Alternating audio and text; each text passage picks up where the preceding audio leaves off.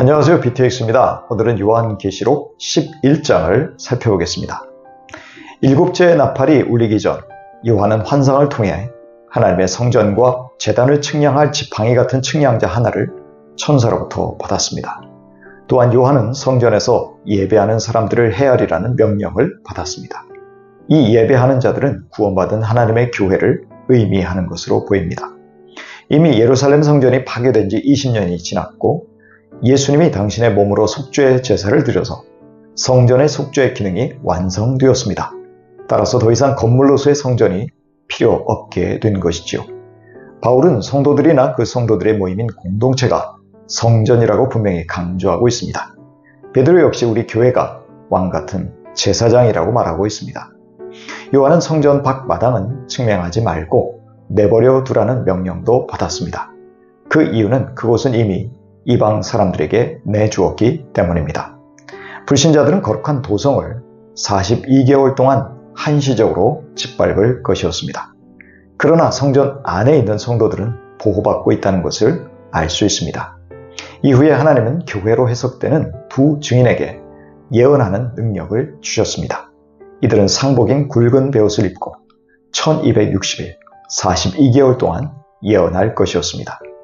두 증인의 예언 사역은 성전 뜰을 짓밟고 있는 사람들에게 그리스도의 복음을 증거하여 그들로 하여금 회개할 기회를 갖게 하는 것이었습니다.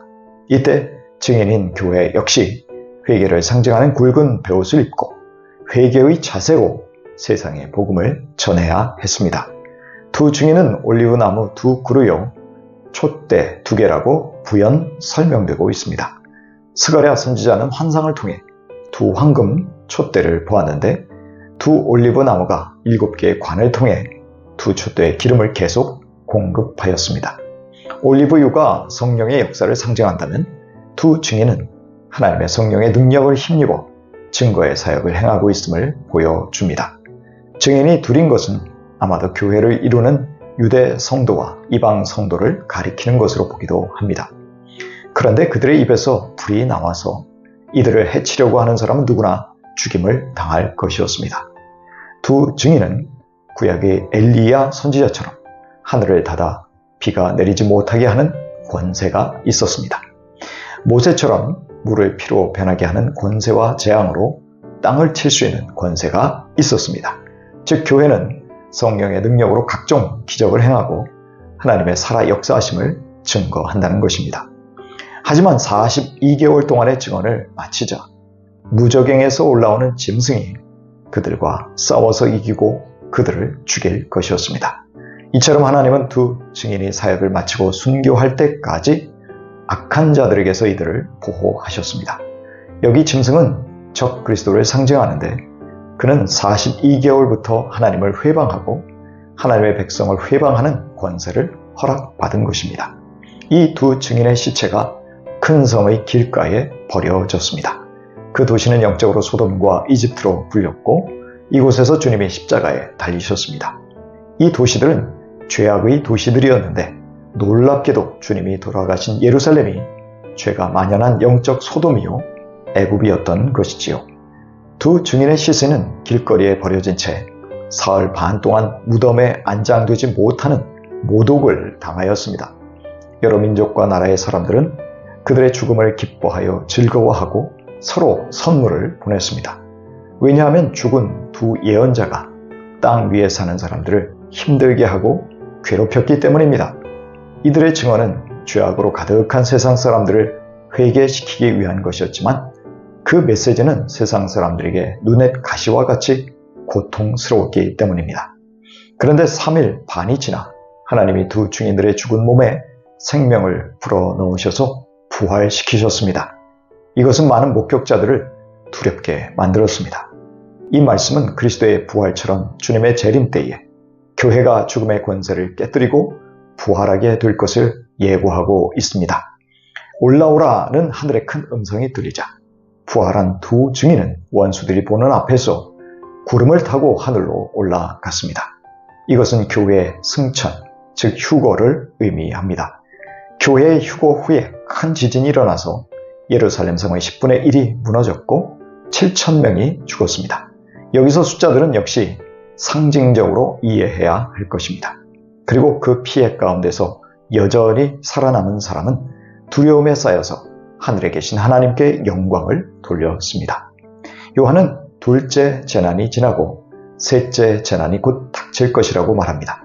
셋째 재난은 11장 18절에서 말하는 하나님과 사탄의 마지막 전쟁인 아마겟돈 전쟁을 포함하는 재앙을 암시하고 있습니다. 드디어 7번째 천사의 나팔이 울렸고 하늘에서 큰 찬양이 울려 퍼졌습니다. 그것은 세상 나라가 우리 주님의 것이 되고 그리스도의 것이 되었다는 것입니다. 그래서 주님이 영원히 다스리실 것이라는 선포였습니다. 마지막 나팔 소리에 세상은 그리스도의 통치에 복속되고 악은 짓밟혀버릴 것입니다. 이때 24장로들은 영원하신 하나님, 전능하신 하나님, 주님이신 하나님께 엎드려서 경배하고 감사를 드렸습니다. 주님은 위대한 권능으로 만물을 다스리기 시작하셨다고 찬양하고 있습니다. 또한 24장로들은 그리스도를 거부한 민족들이 주님의 진노를 샀다고 말합니다. 땅을 망하게 하는 자들에게는 불못이라는 멸망이 기다리고 있었습니다. 그러나 주님을 두려워하는 사람들에게 최후의 심판의 날에 상이 주어질 것입니다. 그러자 하늘에 있는 하나님의 성전이 그의 눈앞에 열렸고 거기에 있는 하나님의 언약궤가 보였습니다. 하나님이 직접 자신의 임재를 드러내신 것입니다. 이때 번개가 치고 요란한 소리와 천둥 소리가 나고 지진이 일어나고 큰 우박이 쏟아졌습니다. 이렇게 하나님의 임재는 위험, 두려움과 경외심을 불러일으키고 있었습니다. 우리는 두 증인과 같이 복음 증거의 사명을 갖고 이 세상을 살아가고 있습니다. 세상은 결코 우리의 증거를 달가워하지 않고 심지어 노골적으로 적대감을 드러내기도 합니다. 이들은 종교 다원주의 시대에 유일한 구원자가 하나님의 아들 예수 그리스도라는 말에 동의하지 않습니다.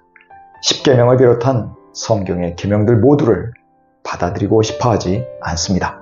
그럼에도 이 시대의 교회는 예수 그리스도가 구세주요, 주님, 곧 하나님이심을 증거해야 합니다. 성경의 계명을 지키는 것이 진짜 의로운 삶임을 세상을 향해 계속 외쳐야 할 것입니다. 디모데후서 4장 1절 이하입니다. 나는 하나님 앞과 산 사람과 죽은 사람을 심판하실 그리스도 예수 앞에서 그분의 나타나심과 그분의 나라를 두고 엄숙히 명령합니다. 그대는 말씀을 선포하십시오. 기회가 좋든지 나쁘든지 꾸준하게 힘쓰십시오. 끝까지 참고 가르치면서 책망하고 경계하고 권면하십시오.